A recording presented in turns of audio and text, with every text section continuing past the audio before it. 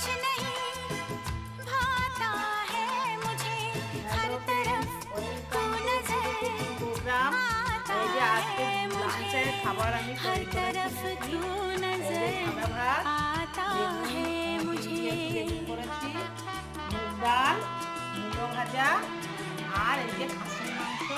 जिंदगी খাসির মাংসের রেসিপিটা আমার চ্যানেলে ছাড়া আছে, যদি কেউ দেখতে চান আমি जिंदगी तारों की बारात हो गई जिससे डरते थे वही बात हो गई।